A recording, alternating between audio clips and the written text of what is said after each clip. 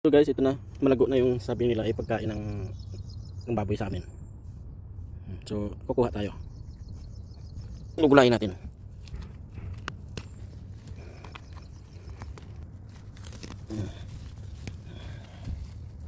So inubos na natin kuha. By the way, yung kangkong pala guys, malago na ulit.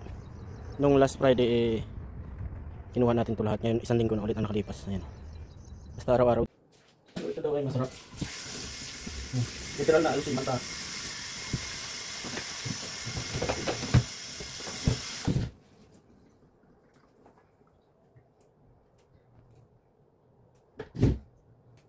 Eksperimento guys.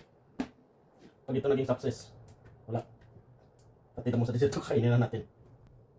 Try ko ulam to. Pag kumain yung kasama ko, good luck sa amin. Pero pagka hindi, good luck to me. Halata na masyado eh. Huwag na lang to. Yung mga ano lang. Mga madiliit lang. So ito na guys. Try natin yung maguya ng ano. Kung masarap, kung ano ba lasa. First time.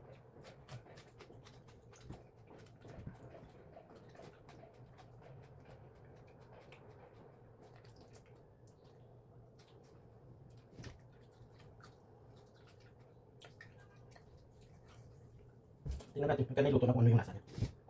Cherry naman siya.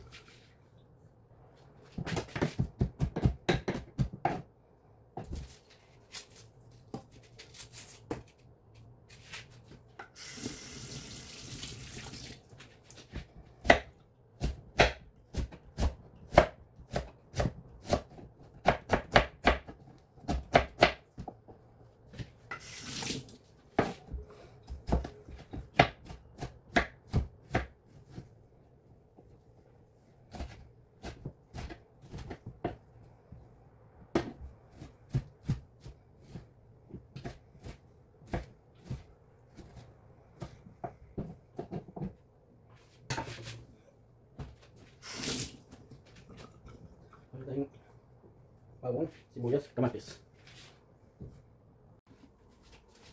Lagay na tayo ng mantika.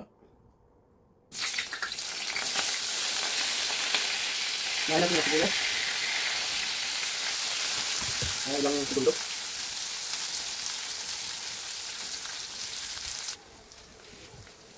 Sunod ang bawang.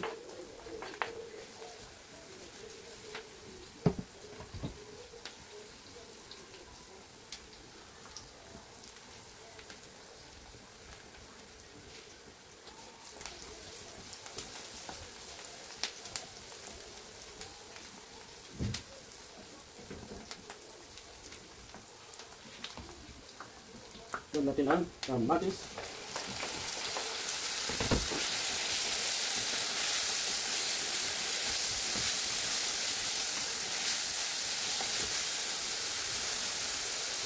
Sunod natin ang kapito. So guys, ito na yung lamang.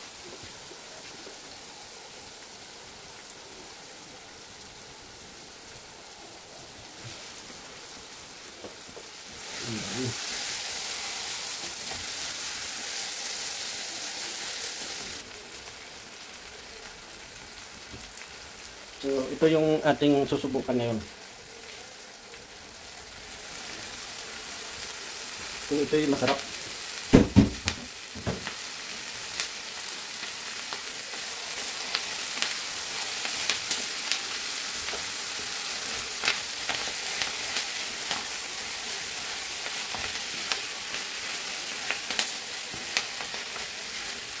Nabasa ko sa paano iluto eh. Pwede daw i-gawin salad. So ito naman ginawa, pwede rin gisahin. So ito gisa.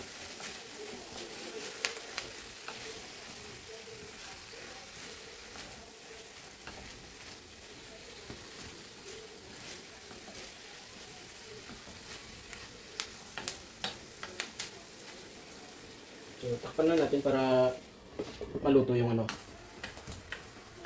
First ever to guys, first ever.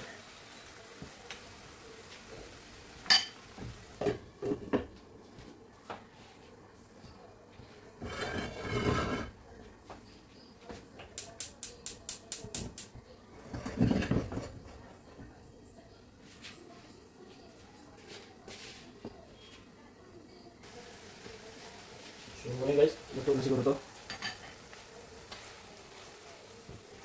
So, magsangag lang tayo ng kanin natin. Magsangag tayo ng kanin kasi marami tayong bahaw ngayon eh. So guys, magsangag muna tayo.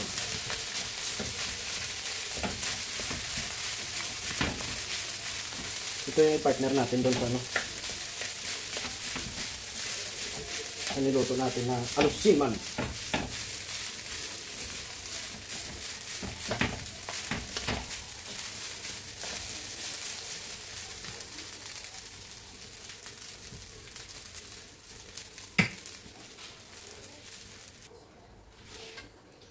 So guys, luto na yung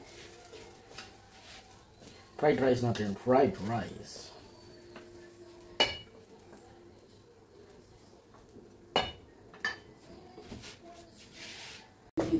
May sinabi siya doon mga kadalatis na napaka-interesting talaga. 100% daw makapalis si Tatay Digong sa Pilipinas. Ibig pa sabihin ito mga kadalatis na Guys, kain! is nakalabas na ng detention facility at naka-house arrest ngayon kung knows where. Kung mga kadalatis So ito na yung experiment ko. Tingnan natin. Wag ko na lang isipin na ano to. So ayan. Wag ko na lang isipin kung ano to. So titikman ko. Totoo ito eh. Sabi mo dito ay I know the answer but I will not comment. I'm not sure if it is allowed on my level. Naku, sa tingin niya mga kadalatis na figuratively speaking na well, I know the answer na nakalaya na, but I will not tell you.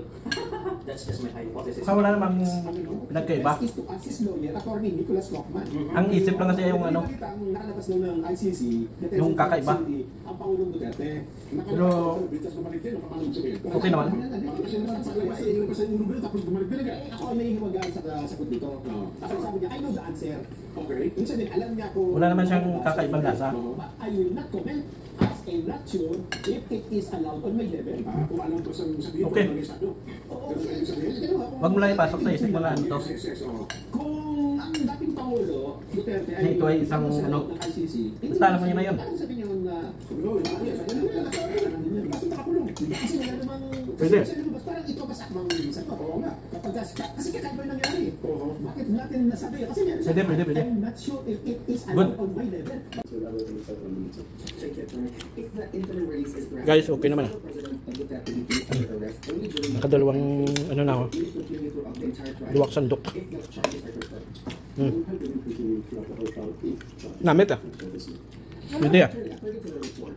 Namit man daw. So guys, success. Ito yung natira. Dalawa lang kami kumain.